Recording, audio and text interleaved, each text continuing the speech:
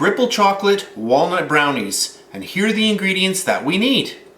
3/4 of a cup of flour, 1 cup of granulated sugar, 3/4 of a cup of salted butter, 1 cup of chocolate chips, and I'm using semi-sweet chocolate chips in this recipe, 1/4 cup of cocoa powder, 3 eggs, 1/2 teaspoon of baking powder, and a heaping cup of walnuts. So those are the ingredients, so let's get started. And a recipe note, all of the ingredients I did weigh out just before I started filming, and I'll have all of those ingredients weighed out in grams for you on the screen. I have a portable stove set up here with a pot of hot water. I have a heat-proof bowl. To that, I'm going to add in our butter, all of my sugar, and our chocolate chips. Super simple. All I want to do now is I'm going to gently melt all of this down. So I'm going to let this go and I'll come back in a few minutes as it starts melting. So this is about 5 minutes later. You can see everything is coming together. And I really want all of that sugar to dissolve. I can still see that it's granular in there. And I want to get that really nicely melted down. And you're wondering, why am I using a double boiler like this? And this is so I don't scorch the chocolate and everything comes together really nicely. And I don't have to worry about burning anything. I can already see that the sugar granules are starting to dissolve. So I'm just going to let this go for about another 2 minutes or so, and then we'll come back and we'll be finished with this portion of the recipe. So this is about 2 minutes later. Everything is melted down really nicely. So I'm going to turn off my element, I'll clean up, and we'll come back with the next step. So we'll start on with our next step. The first thing I'm doing here is just mixing this up. I want to get everything well mixed and get a little bit of air in there. And I'm going to start adding in my eggs. So there's egg number 1, 2, and I want to keep whisking, as I do not want to cook my eggs. Whisk, whisk, whisk. Get everything really nicely mixed up.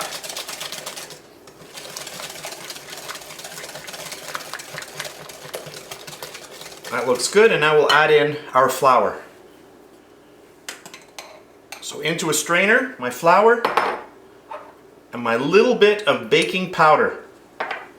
And in a recipe like this for brownies, you don't want to have a lot of baking powder because you don't want to turn this into a cake. We want to have a nice fudgy texture. And then we're going to slowly start incorporating this.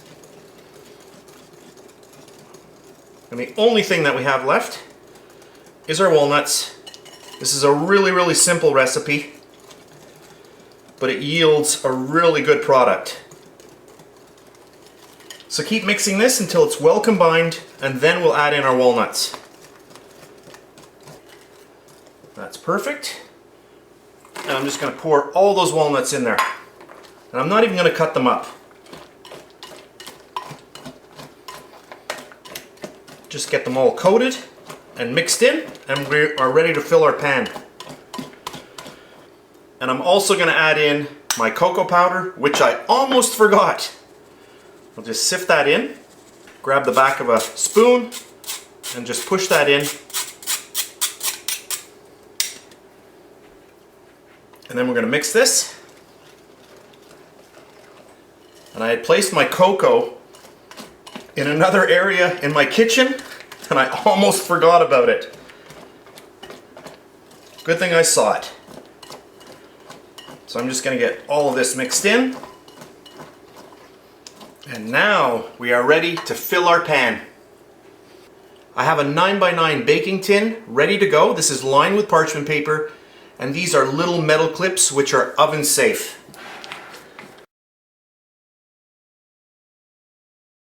And those just help me hold the paper in place while I pour my batter in.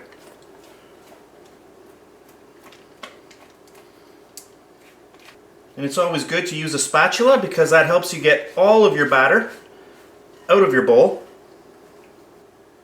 And that's good. And then just grab your spatula, just give it a little help, into the corners. You want it as even as possible.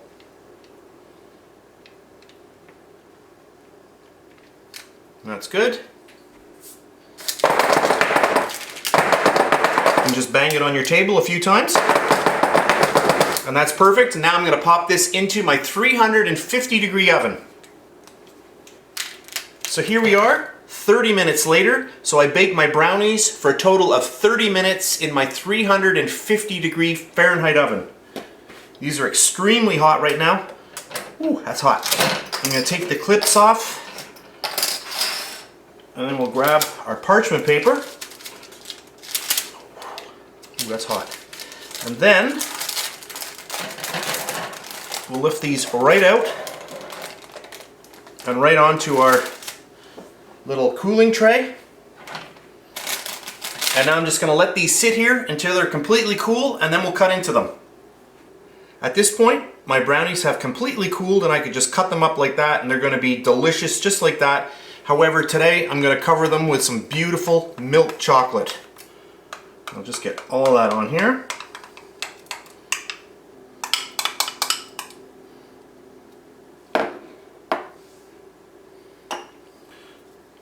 Just grab a spatula.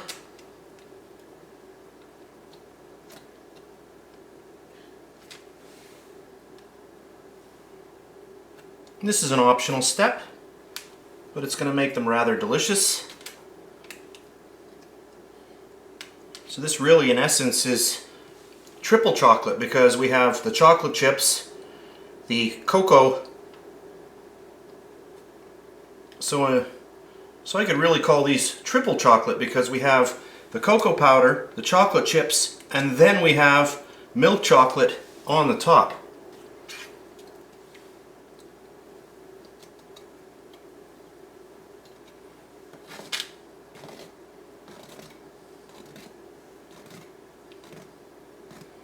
I'm just going to let these set up in the fridge for about 10 minutes and then we'll come back and cut them. So my milk chocolate has really nicely set up now and we can cut right into these beautiful brownies. I'll show you what they look like inside. Oh, I can't wait.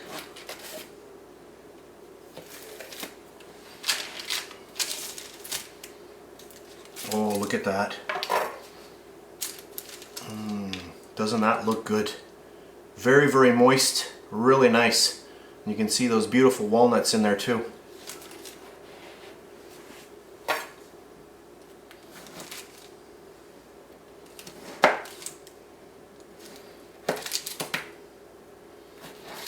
You can cut these any way you wish. Look at that. Walnuts in every one. Really, really nice. Oh. Oh, that's really good. Oh, that's really, really good. I guess the only thing to do is just to zoom in just before we end the video. Okay, I've just zoomed in a little bit just to show you this a little closer up. You can see how nice and dark and delicious and very, very moist. Really nice. You can see those beautiful walnuts. I hope you try out this recipe. It's a really, really good one. That's it for today. I hope you enjoyed my video. If you did, please give me a thumbs up. Subscribe if you wish. I do appreciate that. That's it for today. I'm going to show you how to make a cute Christmas tree. We're going to use a sugar cone, some green buttercream frosting, and some red buttercream frosting as well. So this is really, really simple. Now, for my little Christmas tree for the green, I'm using a Wilton 22 tip. You can use something a little bit smaller or larger, whatever you like. I'll just get my piping tip ready. You're going to grab your tree, or your cone rather, and then you're just going to start pushing in. Just give it a little push and pull away. Push, pull away. And you want to kind of offset these. So as you go, just go in a random pattern. And you're going to go all the way around the sugar cone like this.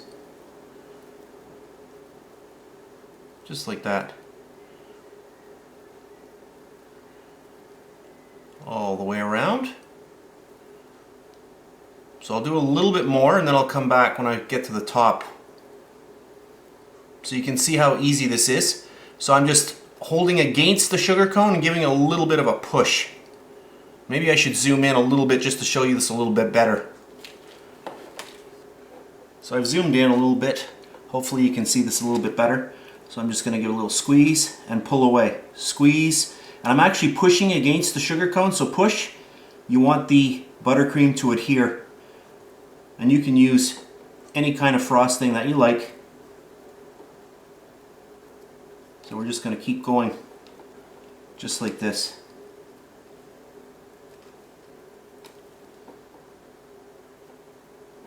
Okay, so I'm going to do a little bit more till I'm almost finished, and then I'll come back. So I'm back, and I'm just going to show you. I'm going to turn this around, and you can see at the base here I've just left a little bit. This is so that I could actually grasp it with my fingers here like this. Now if you were doing, you know, a nice big Christmas cake and you had maybe 3 or 4 of these on there, you don't have to go all the way down to the bottom, because you're going to take the sugar cone and you're just going to push it into the frosting that's actually on the cake. And then what you can do is you can just take your piping bag and just go around and put a little bit more green, you know, just dab it in there, doom, doom, doom, all the way around, okay? And then I'm going to start filling in just on the top. Okay, and then I'm going to get in here. One more in here, and then right on the top, give a little bit of a squeeze, and there we have the top. Doesn't that look nice? Perfect. So what I have here are some little stars, and those are made out of candy melts. And I started off by taking candy melts, I melted it, put it on a piece of plastic, and I just spread it out, and then I cut it with a very tiny fondant star cutter. And you always want to make a few extra than you actually need in case one breaks. And I'm just going to grab that and just pop that right down in the middle. And there we have it. And then at this point, if you want to continue, you can add different colors in. I've got red here. We could do some red, we can do yellow. You can add little silver balls if you wish. So then I'm just going to grab the red, and this is optional. And then I'm just going to start doing little balls. So every which way, anywhere you want. So just put them in any random pattern so that they look like little, you know, Christmas ornaments. So all the way around, and any color will do.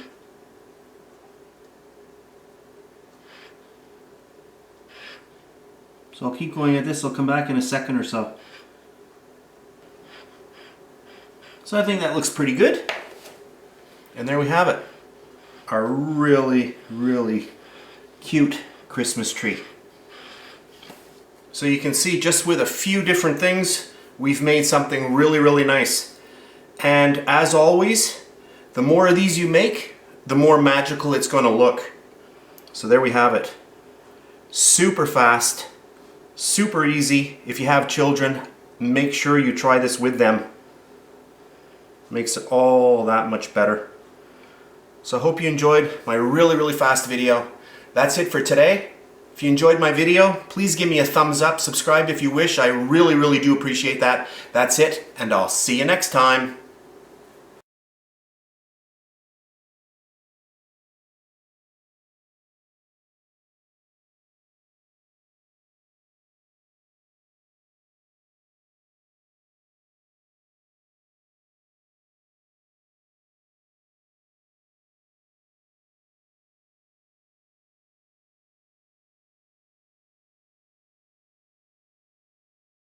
In today's video, I'm going to show you how to make roasted chickpeas. If you like crispy salted snacks, this one here is really, really fun and super simple. We just need 2 ingredients. You'll want a can of chickpeas. You can just rinse those and drain them, and a little bit of salt. I'll grab the chickpeas. Just get them into my tray, and then I'm just going to lightly salt them. I'll just grab a little spatula. I just want to get all the salt all over these. I just spread them out, and I'm going to pop these into a 425-degree Fahrenheit oven. And about halfway through the baking process, I just want to take my spatula and just move them around a little bit so that they don't burn. So into my 425-degree Fahrenheit oven, I'll bake these off, and when I come back I'll tell you exactly how long I baked them. So here we are again. I baked my chickpeas for a total of 30 minutes in my 425-degree Fahrenheit oven. You can see that some of them are a little bit darker than the others, but don't worry about them. These ones here have a really nice nutty taste. The other thing that you're going to notice is that they're much smaller than when they went into the oven, and that's because of all of the moisture that has been evaporated from the chickpeas. And there's no need to put any more salt on these. They are perfect just like they are. So let me just zoom in on some of them so you can see them a little closer up. So now that I've zoomed in, you can see these a little closer up, and what you should expect in your own oven at home. You're going to notice that some of them are going to be a little darker than others, but you can't really do anything about that. Another suggestion, instead of going with salt, you could put on a little bit of garlic salt, or even use cayenne pepper if you like them a little bit spicy. So I'll just try one of these. Hear that really nice crunch? Hopefully the camera picked that up. Really, really good. So that's it for this really fast video. If you like a really crunchy snack, I hope you try these out.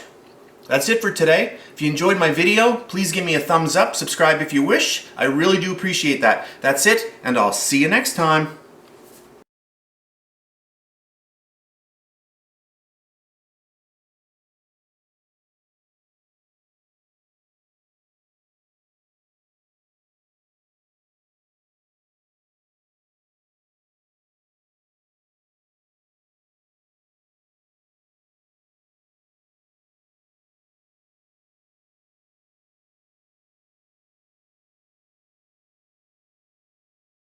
And a fast one, we're going to make some popovers. If you're not familiar with the term popovers, what you're seeing me make here is a classic Yorkshire pudding recipe. So let's get on with the ingredients. 1.5 cups of all-purpose flour, 4 eggs. I am using 4 large eggs in this recipe. And our last ingredient, 1.5 cups of milk. So those are the ingredients, so let's get started. For today's recipe, I am going to be using a blender, but you can also use a bowl with an electric hand mixer. It works equally as well.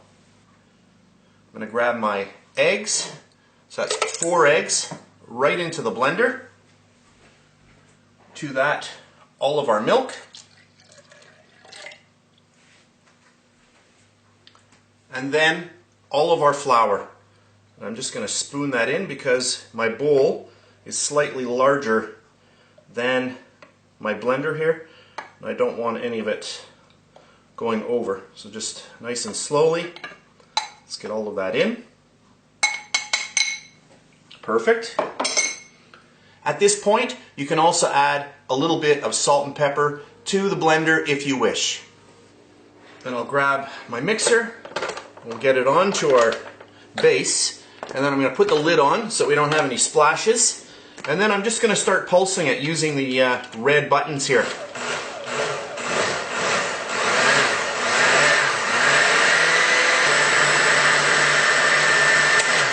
Okay, so that's about a minute. And just look at it, and it looks good, so I'll just remove it from the base. At this point, we have 2 options. We can bake our popovers right away, or we can place our batter in the fridge for about an hour just for it to rest. And that's what I usually do. So I'm going to do that. I'm going to put my lid back on, pop this in the fridge for about an hour, and then I'll come back. At this point, my batter has been in the fridge for about 45 minutes, and it's at this point where I want to start oiling my pan.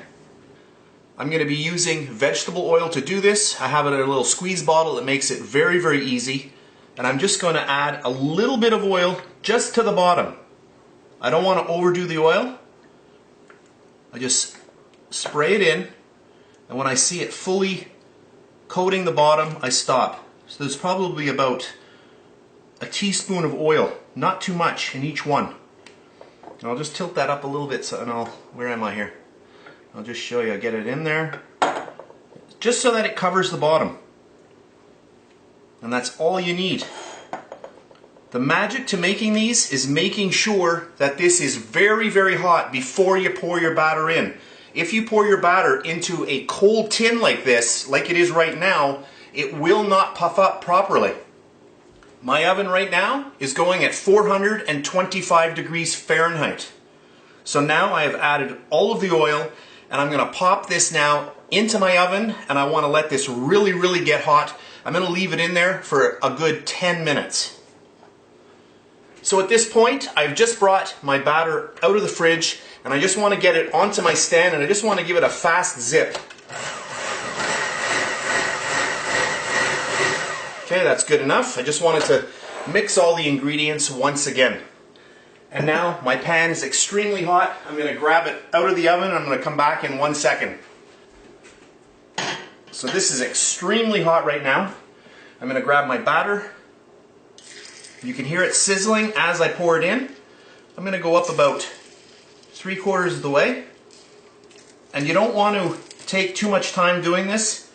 Get it done as quickly as you can, and then right back into the oven. And I'm going to bake these for 20 minutes.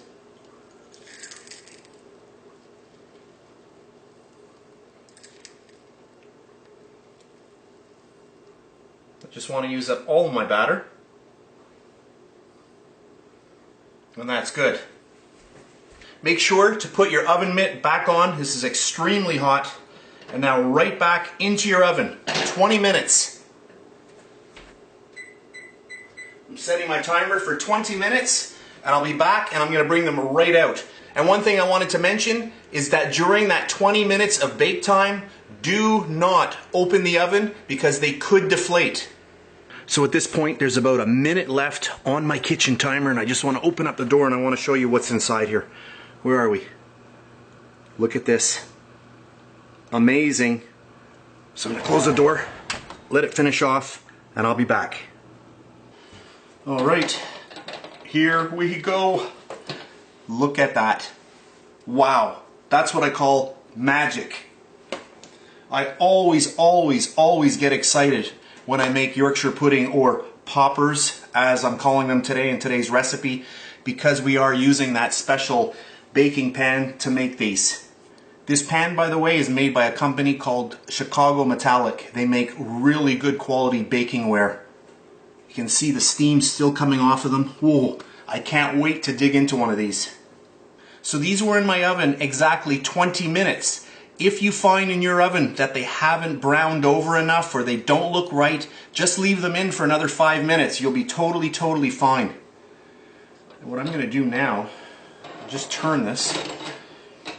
I want to get these out. I want to show you what they look like. Ooh, that's hot. Super light. Look at the nice holes. And these here are great, you know, with your dinner. You're going to want to pour some kind of gravy over these.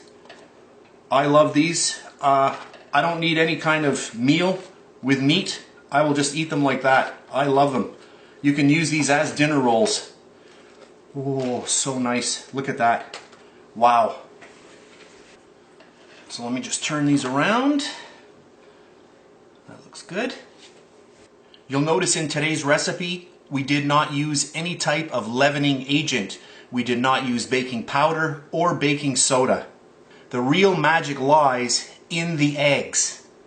When you pour the batter into that extremely hot pan, it hits the oil and the sides of the pan, and that gives an explosion of heat to the eggs and the whole mixture, and it pushes it upward.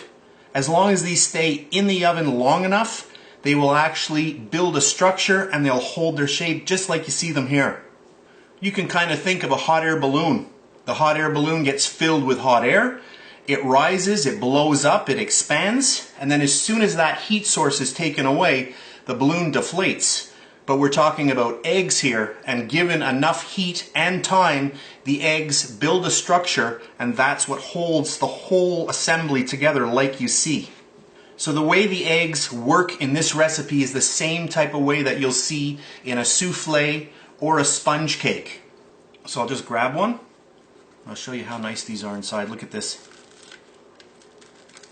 You got that nice little crunch on the outside. Look at this. Amazing. Of course I'm going to have to try a little piece. That is really good. One of my favorite foods. So you're probably wondering, do I have to have this with a dinner meal? No, you can make these. A lot of people will put butter and jam on them, and they're good that way as well. And yes, in case you're wondering, you can use this exact recipe in your cupcake tins as well. If I see a lot of interest in me making this exact recipe using cupcake tins, you may see that on my channel one of these days soon. So that's it for today's really fast video. I hope you enjoyed it. If you did, please give me a thumbs up, subscribe if you wish.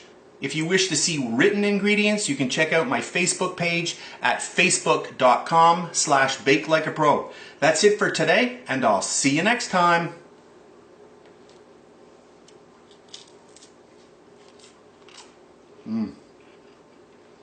Amazing.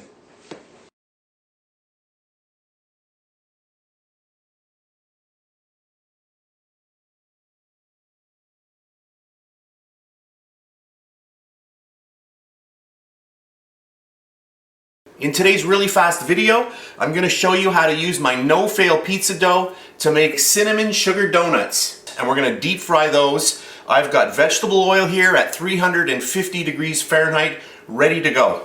If you want to know how to make my no-fail pizza dough, you can check a link underneath this video in the description box. Also check the little eye up in the right-hand corner of your screen. That's clickable, and you can click a link there and it'll take you right over to that video.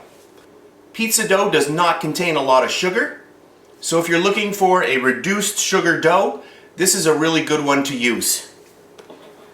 Just going to get a little bit of flour on here. And this dough does have yeast in it, so it's going to puff up nicely when we start frying these. I have your typical donut cutter here, and I'm just going to cut these out. A little flour on there.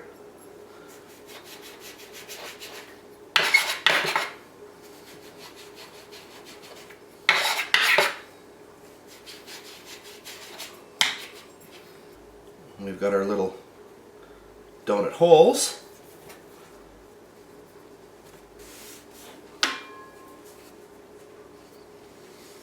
I'm just going to bring in my oil. So this oil is going at 350 degrees Fahrenheit. And I'm just going to take my donuts, just get them right into the oil.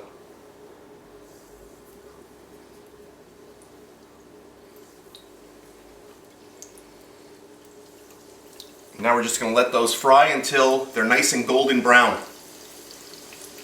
You can see already they're starting to pop up, which is a good sign, so that there's a lot of oil underneath, getting under there. So now I'll just let those go, and I'll be back. So this is about 3 minutes in. These are almost ready to flip, but I'm just going to zoom in a little bit so you can see a little bit better. Okay, so I'm just going to flip these over now. You can see how nice and golden brown they are.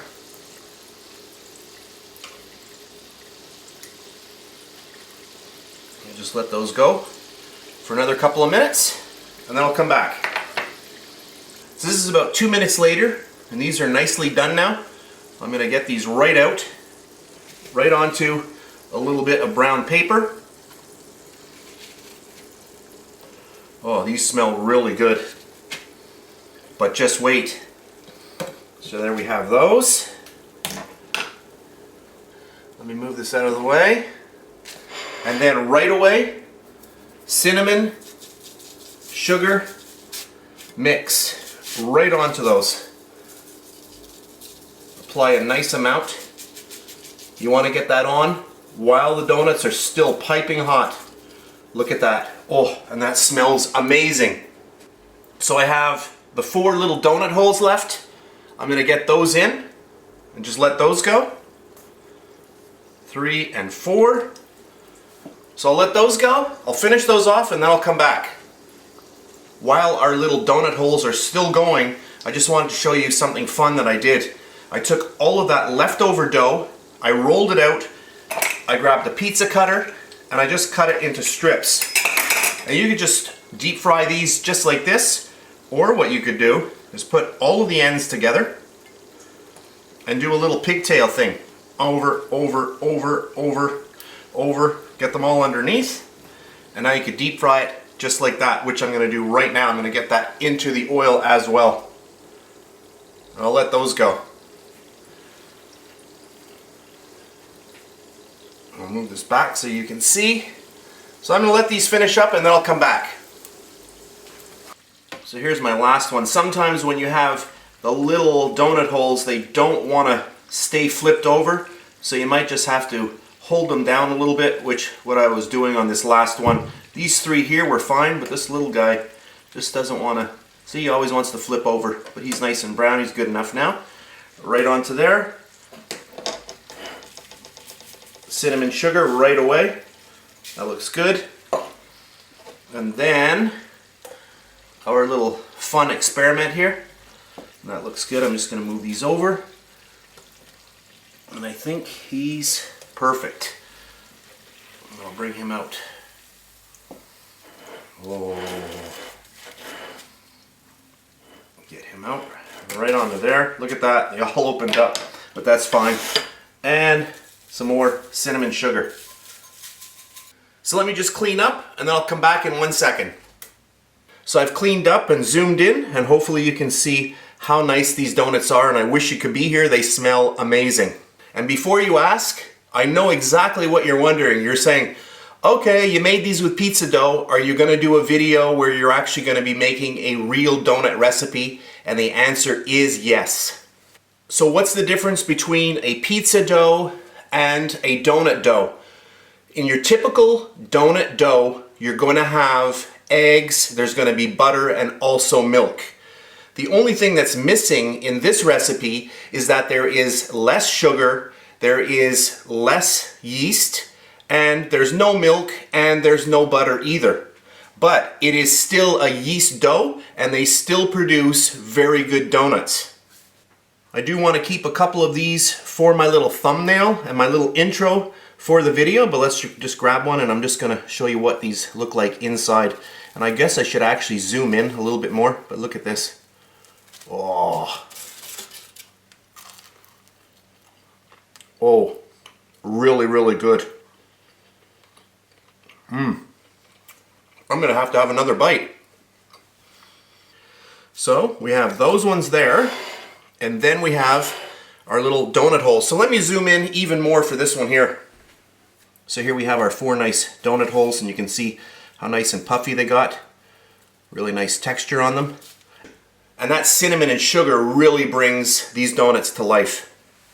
Now when you're doing this type of donut, which I just did on the fly, if I were going to make this design in a real donut, I would make the design first and then you let the donut rise before you put it into your oil.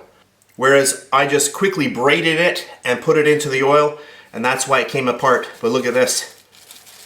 It's still fun.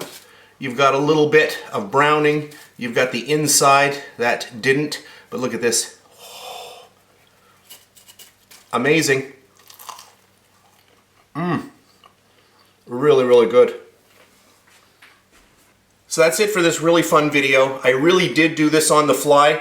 I do this all the time when I have leftover pizza dough. If I'm having a little party or a get-together, I always just take my little bits that are left over and I do this. I put them on the table and they always get gobbled up. So don't worry, in the future I will be showing you how to make a real donut dough. So that's it for today. If you enjoyed my video, please give me a thumbs up, subscribe if you wish. I really do appreciate that. And if you're on Facebook, you can check me out at facebook.com/bakelikeapro. So that's it for today, and I'll see you next time. Oh, that is good.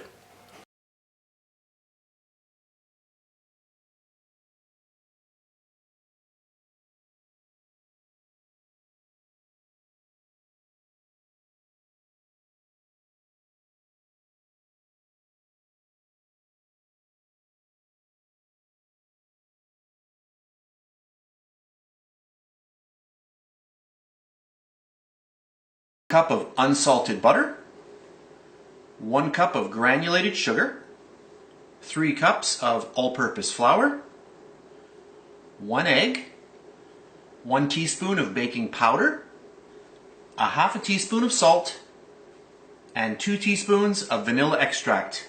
So those are the ingredients, so let's get started. And a recipe note, if you are using salted butter, simply omit the salt in my recipe. For our first step, I'm going to get my butter into our bowl. I'm going to grab my mixer, and I just want to break this down and cream it a little bit.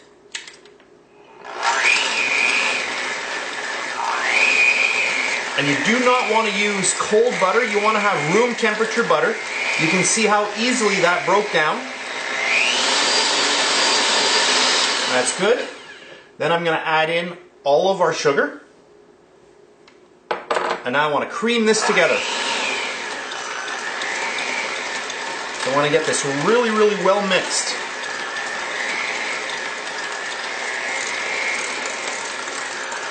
You can see how quickly this starts coming together. Get all of that sugar in there. Once that looks good, I'm going to add in my egg. And this is really going to loosen up that mixture and really help with the creaming process. You'll see that happen in a couple of seconds here.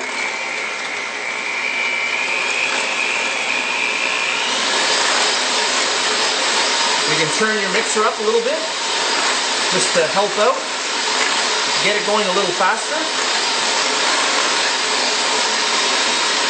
And that looks good. I'm going to add in my vanilla and mix that in.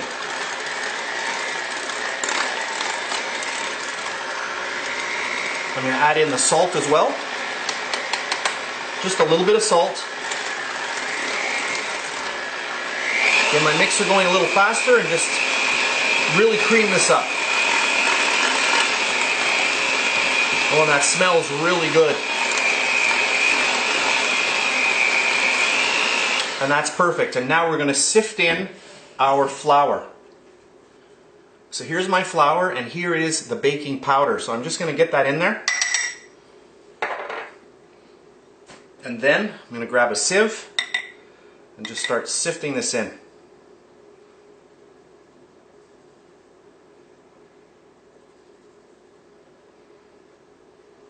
Give it a little tap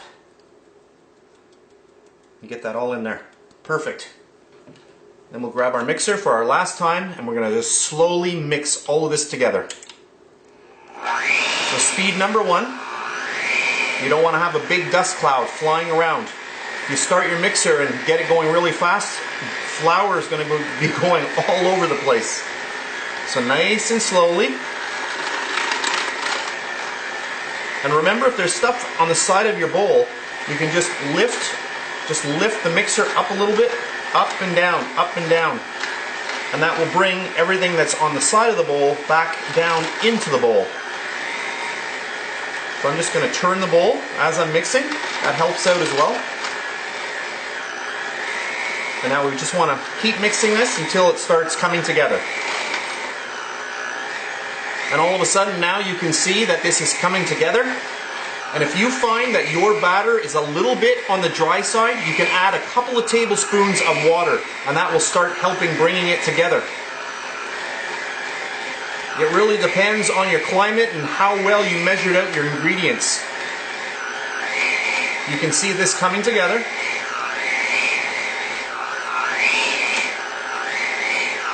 And that's good, just like that. And I'll just show you how this looks when we grab it. It looks very dry, but look at this. You see how nice that is? So when you're mixing it, and if you see that it looks dry, a couple of tablespoons of water and it will just bring it right to life.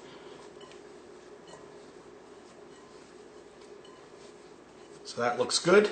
So what I'm going to do now is I'm going to split this into half and we're going to make 2 discs out of this.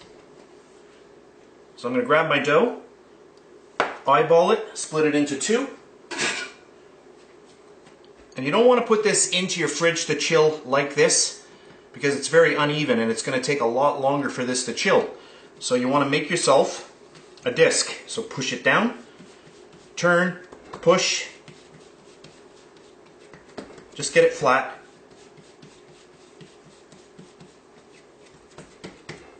Onto some plastic. And then we're going to get these into the fridge. You can chill them down for about half an hour max, and then we're ready to roll them out. So there's one. Grab our next one. Okay, so by squeezing this into a disc, it just chills it a lot better and a lot more uniformly.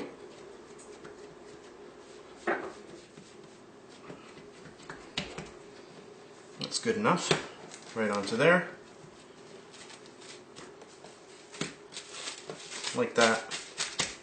Perfect. 1, 2 discs into my fridge for about a half an hour, then I'll come back.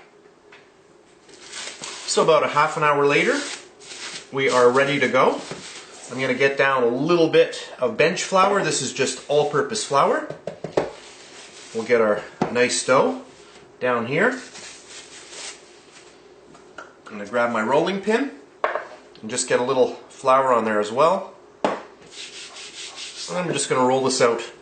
And there are no rules for rolling. You can make your cookies as thin or as thick as you wish. So when you are rolling cookies or pie dough, you want to just give your dough a little bit of a spin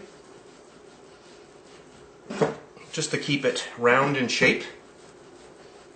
I have an offset spatula here, and I like to get that underneath my dough. I find that works really well. And as you pull it through, you can grab a little bit of your flour and just bring it underneath. And that helps lift it off your surface.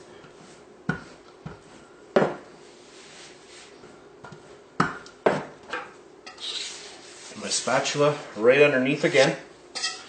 You can see as you're bringing it through, it's just about halfway. So I'm good. And I'll just show you, that's about the thickness that I want. So I think that's good like that. And I do have my oven set to 400 degrees Fahrenheit. I have here a cookie pan with a little bit of parchment on here. So for today I'm going to be using a 3-inch round cutter. I'm just going to start getting all of these cookies onto my tray.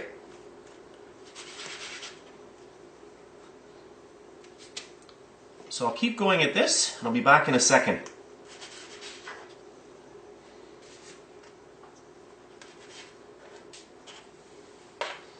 Then you want to gather up your dough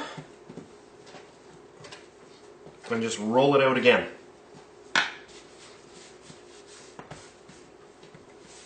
And I can still feel that my dough is cool, which is good. We're going to bake these about 7 minutes.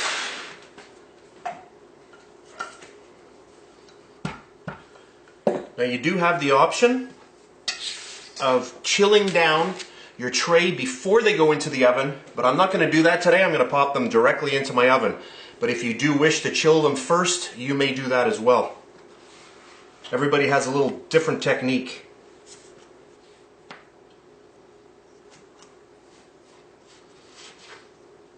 Okay.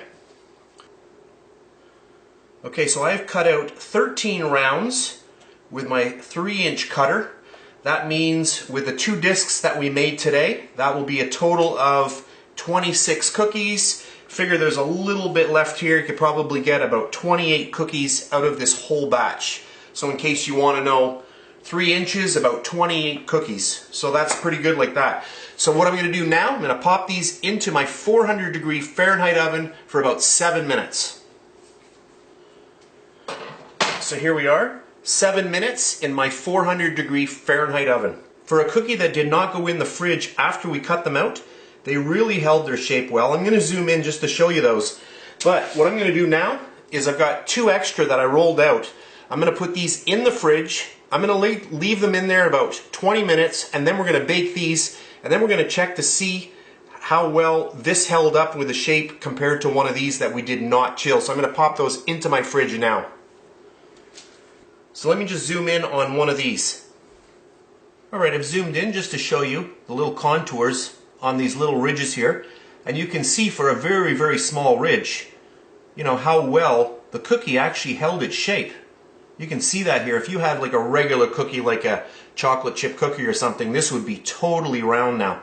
But you can see that you can actually see the definition in those little, you know, semicircles here, these little arcs right here. On the other one here, am I still on camera? Right here, you can see them as well here. So not bad for a cookie that was not chilled just before it went into the oven. So what we're going to do, I'm going to do the other two. I'm going to let those chill down, and then I'll come back and we'll just do a little comparison. Alright, here we go. I actually left these in for an extra minute because the dough was cold when it went into the oven. These here, 7 minutes. These here, 8 minutes.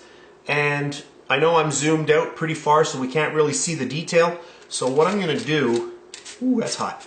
I'll take one like this here. So this is the one at 7 minutes that was not chilled. I'll put that one there. Okay. And then I'm going to zoom in and we're going to check the difference between how well we see that little contour against this one here. So I'll just zoom in right here in this area. So now that I've zoomed in, these two here, one here and one here, these are the warm ones. So these are the ones that just came out. These were the ones that were chilled. This one was not chilled before it went into the oven. So let's look at the little lines here, the contours, and see how well they're defined. It's hard for me to show you this. And then look at this one here. There really isn't much of a difference. I'm going to push these together. So this one here was not chilled. This one here was. And you can see that the one that we didn't chill, it's pretty well defined. And this one here as well. So it just shows you that with this recipe, you don't have to chill those cookies before they go in. And you can still get a nice shape in the end. So not chilled here. And this one was chilled. So you can be the judge. So there we have it. I'll just zoom out a little bit. So these two were chilled before they went in. This one here and this one here. And this is the one that I did not chill. And you can see the contours are very, very, very close. So there we have it. So for the last portion of my video, I just wanted to zoom out again to show you the cookies. So a really, really easy recipe. You're going to get about 28 cookies if you use a 3.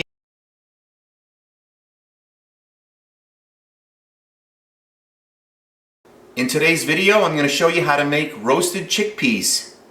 If you like crispy salted snacks, this one here is really, really fun and super simple. We just need 2 ingredients. You'll want a can of chickpeas. You can just rinse those and drain them, and a little bit of salt.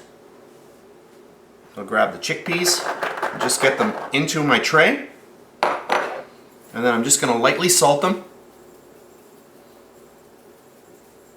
I'll just grab a little spatula. I just want to get all the salt all over these. I just spread them out, and I'm going to pop these into a 425 degree Fahrenheit oven. And about halfway through the baking process, I just want to take my spatula and just move them around a little bit so that they don't burn. So into my 425 degree Fahrenheit oven, I'll bake these off, and when I come back I'll tell you exactly how long I baked them. So here we are again. I baked my chickpeas for a total of 30 minutes in my 425 degree Fahrenheit oven. You can see that some of them are a little bit darker than the others, but don't worry about them. These ones here have a really nice nutty taste. The other thing that you're going to notice is that they're much smaller than when they went into the oven, and that's because of all of the moisture that has been evaporated from the chickpeas. And there's no need to put any more salt on these. They are perfect just like they are. So let me just zoom in on some of them so you can see them a little closer up. So now that I've zoomed in, you can see these a little closer up, and what you should expect in your own oven at home. You're going to notice that some of them are going to be a little darker than others, but you can't really do anything about that. Another suggestion, instead of going with salt, you could put on a little bit of garlic salt or even use cayenne pepper if you like them a little bit spicy. So I'll just try one of these. Hear that really nice crunch? Hopefully the camera picked that up. Really, really good. So that's it for this really fast video. If you like a really crunchy snack, I hope you try these out. That's it for today. If you enjoyed my video, please give me a thumbs up, subscribe if you wish. I really do appreciate that. That's it, and I'll see you next time.